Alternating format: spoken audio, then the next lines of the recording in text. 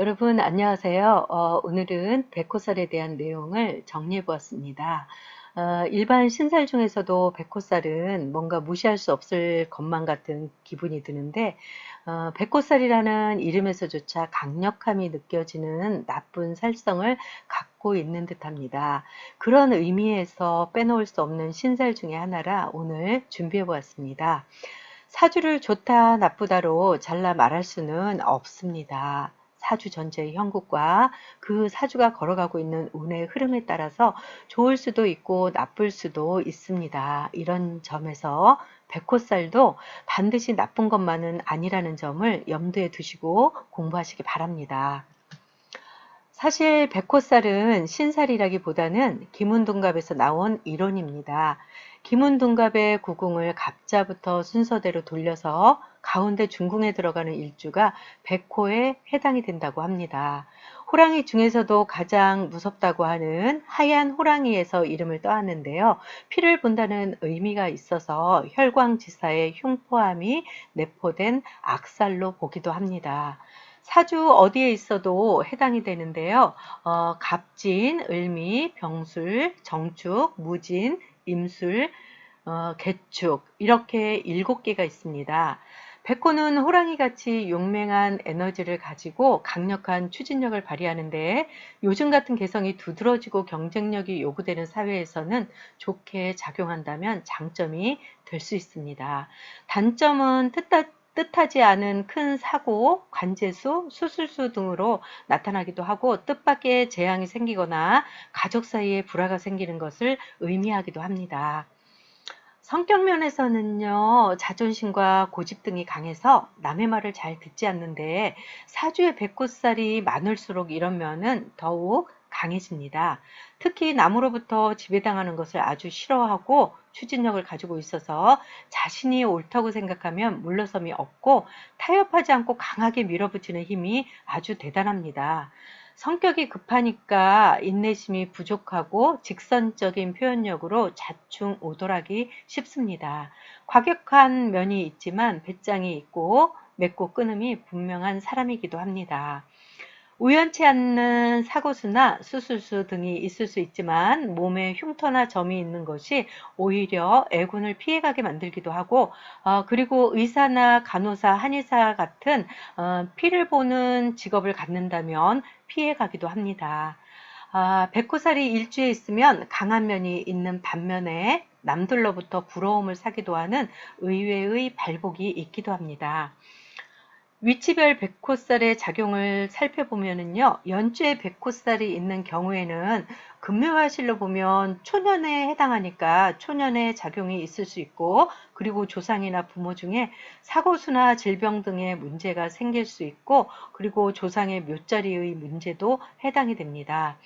월주에 백호살이 있는 경우에는 청년기에 해당이 되고, 부모나 형제가 사고수를 겪게 되거나 해당 육친이 무능하거나 그리고 무정하고 또 해당 육친의 덕이 없다고 볼 수 있습니다.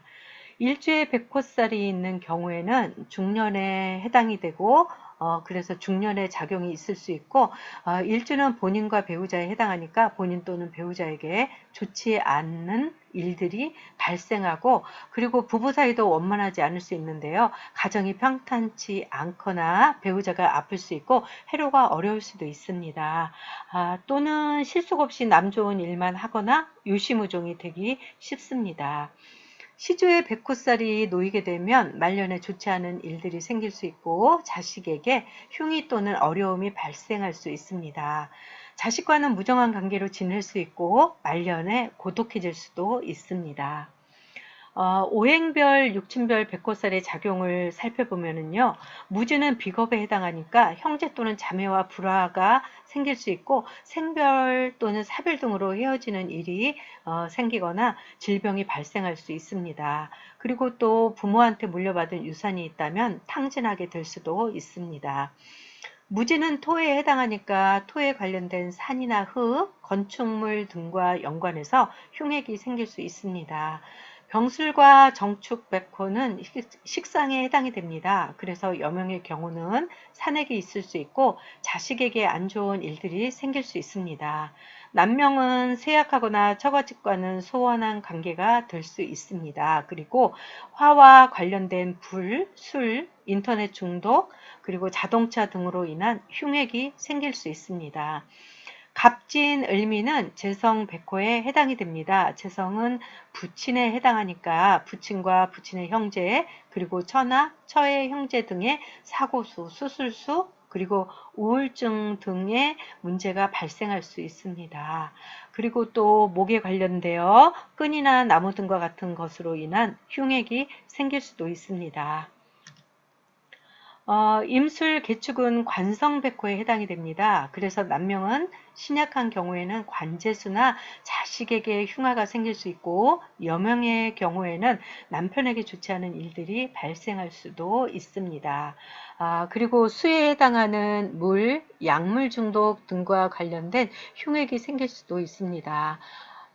지금 살펴본 것처럼 백호살은 사고, 수술, 질병, 송사, 투쟁 등의 의미를 갖고 있습니다. 사주 중에 백호살이 중첩되어 있으면서 대운이나 세운에서 만나는 경우에는 백호살의 작용을 당하는 경우가 많고, 그리고 백호살이 운에서 지지충형이 되면 해당 육진이 흉으로 좋지 않다고 할 수 있습니다.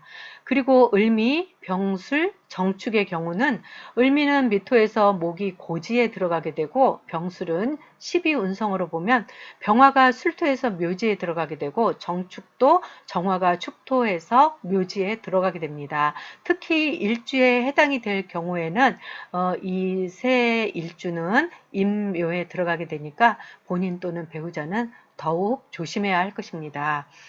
오늘은 이렇게 백호살에 대해서 정리해 보았는데요. 일반 신살 중에서도 그 작용력을 빼놓을 수 없을 만큼 중요하니까 여러분들께서도 정리를 잘 해두었다가 참고해서 사주 통변을 하시기 바랍니다. 그러나 사주에 백호살이 있다고 해서 모두 흉액을 당하는 것은 아니라는 점도 반드시 기억해 두시기 바랍니다. 오늘은 이것으로 마치겠습니다. 감사합니다.